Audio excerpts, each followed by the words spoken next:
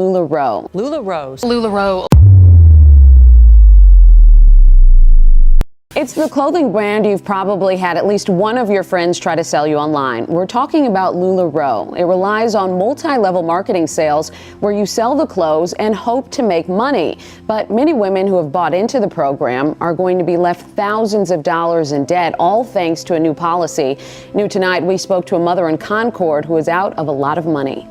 Picture thousands of hopeful moms joining an MLM with dreams of easy income and freedom. I wasn't even a year in, and I was attending almost every training that I could either fly or drive to. By getting here, you proved to yourself that this was where you needed to be at the most important time of your business. They convinced me to buy more. Buy more, sell more. The bigger your business is, the more you're going to sell, because more people will come to you because you have more stuff in your pictures, and you know, they encouraged that. Then imagine the company exploding to nearly $2 billion in sales. Now imagine that same company accused of ripping off its own network with toxic recruiting and piles of unsold inventory. LuLaRoe went from leggings empire to legal nightmare. Orders would smell disgusting. It was just insane the amount of hoops I had to jump through to get them to ever admit that their product was faulty. I would sometimes open bags and they'd be wet. By the end, you'll hear how personal debt, marital breakdowns, and shattered dreams became the true cost of that boss babe hustle. You're about to uncover stories of consultants maxing out credit cards, even selling their breast milk just to afford startup inventory. All while recruitment bonuses poured massive money to a few founders, while thousands at the bottom lost everything. What started as empowerment became a pyramid scheme. This is the billion-dollar scandal behind LuLaRoe. Thousands joined LuLaRoe dreaming of flexible income and independence. New consultants invested between $5,000 and $10,000 in startup inventory. Some even maxed out credit cards or sold their breast milk to afford it. Lauded social media posts promised financial freedom, but reality hit hard. Most retailers struggled to sell through piles of leggings they couldn't return. Like 16-hour days, I would wake up and I had all these orders that so immediately, as soon as I got up, before I went to the bathroom, I would go pull orders. We were like 24/7 all the time. What's the next thing we can do? One Washington lawsuit noted consultants believed they'd get full refunds, but when return policies changed, many only got 90%, were charged shipping, or couldn't qualify for any reimbursement. Consultants reported debt, anxiety, and depression. Many lost homes, cars, savings, even marriages. LuLaRoe encouraged buy more, sell more, even if items piled up in garages unsold. The promise of empowerment turned crushing when the dream didn't materialize. These are real stories of aspiration crashing into exploitation. You're about to dive into the hidden mechanisms of an MLM juggernaut. I'll show you how LuLaRoe ballooned into a $2.3 billion empire while dragging thousands of consultants into financial ruin. Signed my papers in July to terminate my contract. The initial package is anywhere from about $5,000 to $8,000. The accounting department doesn't have phones, and then they kind of just disappeared. You'll learn how the business model prioritized recruitment over retail, turning customers into inventory-holding recruits. I'll reveal why quality complaints and flawed refund policies triggered lawsuits that labeled LuLaRoe a pyramid scheme. My orders would smell disgusting. It was just insane the amount of hoops I had to jump through to get them to ever admit that their product was faulty. I would sometimes open bags and they'd be wet. You have to look a certain way. You have to be a certain way. Plus, you'll hear stories of debt, marital breakdowns, and the emotional toll that pushed so many to their limits. By the end, you'll uncover how consultants were sold a dream that enriched a few but wrecked the lives of many. You'll understand exactly why this under-the-surface scandal became a cautionary tale for creators, entrepreneurs, and anyone chasing fast fame through network marketing. Rise of LuLaRoe, from leggings to $2.3 billion empire. LuLaRoe launched in 2013, founded by Deanne and Mark Stidham as a small home-based clothing business. Leggings became the breakout product by mid-2014, fueling rapid growth. Each and every one of you are a part of the American dream because you are entrepreneurs and you own your own business. And I will tell you, some days are not so good, but guess what? So many days are so amazing. Sales soared from about $9.8 million in 2014 with just 750 consultants to over $1 billion in 2016 with 26,000 distributors. By April 2017, LuLaRoe counted around 80,000 independent retailers and generated approximately $2.3 billion in annual revenue. This exponential growth was powered by Facebook Live, closets, high-energy sales parties, and a compelling narrative: stay-at-home moms turned entrepreneurs. Early sellers touted incomes up to $80,000 a month, setting unrealistic benchmarks for new recruits. For a while, the model worked: profitable, viral, and wildly appealing. But beneath the glossy success stories, trouble brewed, inventory overload, refunds refused, and a crisis brewing in the shadows. The once inspiring leggings empire was built on unstable foundations, and that instability would soon unravel. Recruitment obsession: how sellers got trapped. LuLaRoe encouraged recruits to purchase massive inventory orders, often $5,000 to $10,000, before they even sold a single item. Many maxed out credit cards or took loans just to join the model. Consultants were told to buy more, sell more, even when leggings piled up unsold in garages and storage bins. One class action suit described consultants being incentivized to focus on recruiting new sellers and the inventory purchases they made over actual sales to customers. Former retailers like Cheryl Hayton and Tiffany Sheffer later revealed they had invested $10,000, $20,000, and still ended up thousands of dollars in debt. One woman reportedly accrued nearly $500,000 in debt, including credit and student loans, fueled by pressure to purchase inventory. Recruitment bonuses paid out primarily to those at the top, while most sellers at the bottom earned nothing and were encouraged to dig deeper into debt.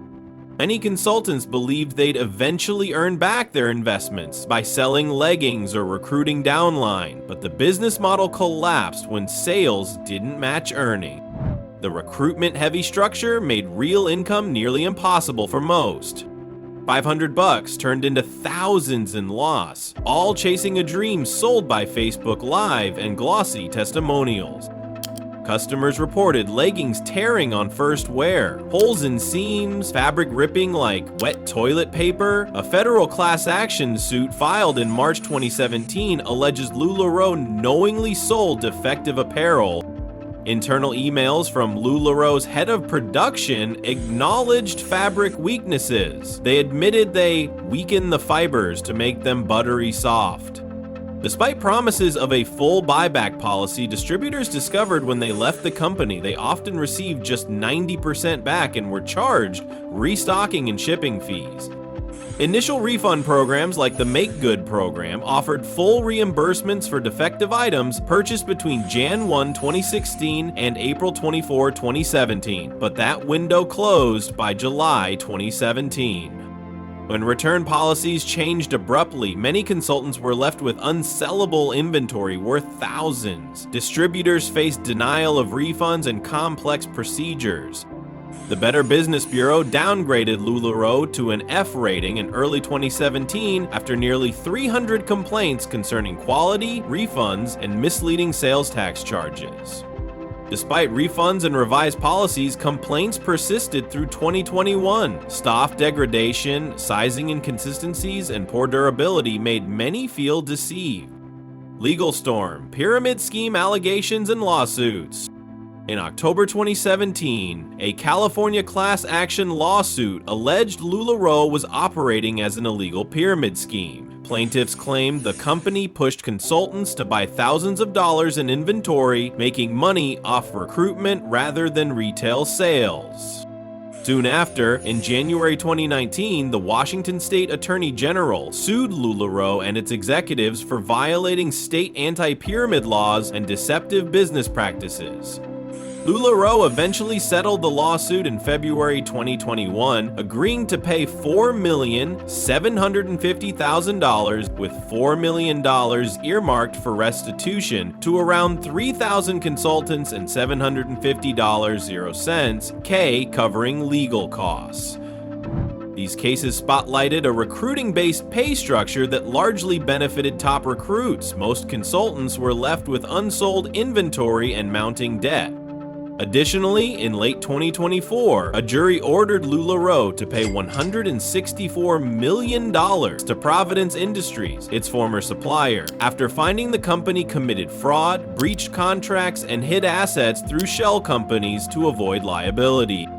LuLaRoe countersued Providence for $1 billion, but the jury rejected their claims. The ruling revealed a web of alleged financial misconduct tied directly to executive leadership. These combined lawsuits show a system collapsing under its own legal weight, from deceptive recruitment to massive supplier fraud and contract failures. A verdict in November 2024 ordered LuLaRoe to pay $164 million to Providence Industries, its former supplier, after a 2-month trial. The jury found the company liable for fraud and breach of contract. Providence alleged LuLaRoe ordered tens of millions of dollars in inventory while concealing financial distress and diverting funds through shell companies. The court uncovered that the Stidhams allegedly transferred assets into entities like Ghost Squadron LLC and others, funneling money into luxury cars, ranches, and jets. The jury awarded $96.3 million for fraudulent inducement and $33.6 million for breach of contract. This verdict was the tipping point, confirming internal misconduct at the highest level and forcing supplier creditors out of business. It marked a dramatic pivot from consumer complaints to hard financial accountability, a corporate empire facing ruin from within. By comparison, the earlier $4.75 million Washington State settlement in February 2021 focused on pyramid scheme allegations and restitution to about 3,000 recruits. That settlement banned LuLaRoe from operating as a pyramid and required it to publish accurate income disclosures. Between defective products, pyramid scheme suits, and supplier fraud, the financial and legal fallout of LuLaRoe became both billion-dollar scandal and cautionary tale. Personal cost, stories of debt, broken marriages, and loss. Many consultants lost far more than their initial investment. One woman invested nearly $10,000 and ended up losing her home, marriage, and savings to LuLaRoe's inventory pressure. Bankruptcy filings began as early as 2016, with at least 115 consultants across 35 states reporting average losses of over $4,100 in unsold merchandise. The Amazon docuseries LuLaRich captures tear-filled stories of women who sacrifice relationships and financial stability for the promise of success. One consultant said, "Working for LuLaRoe absolutely destroyed my life." Another former insider described LuLaRoe events as very culty, with executives quoting religious scripture and discouraging outside information, a dynamic that silenced dissenters and increased emotional isolation. On Reddit, one user shared, "This Hun who lost her house, her marriage, and is in serious debt from selling LuLaRoe. The narrative is chilling. Debt, hopelessness, and pervasive pressure to recruit more sellers, even recommending breastfeeding and weight loss surgery to afford inventory. Families fractured, mental health declined, and many walked away with nothing but losses."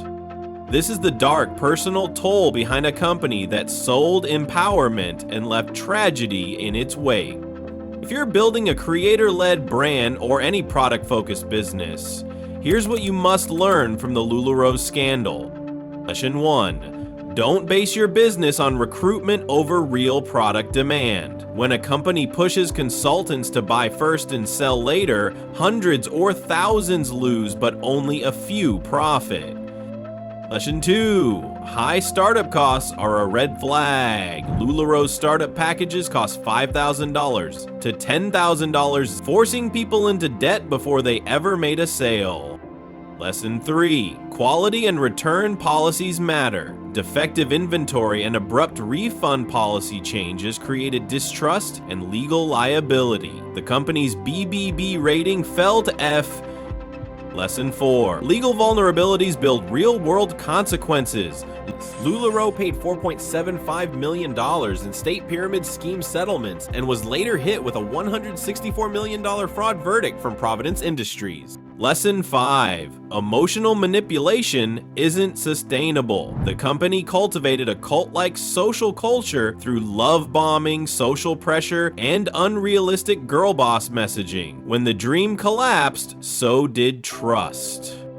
If you're launching a creator brand, don't repeat these mistakes. Build sustainable revenue from real customers. Keep control over your product and contracts. Treat consultants and customers with transparency and integrity. Make sure growth is intentional, not fueled by debt or hype.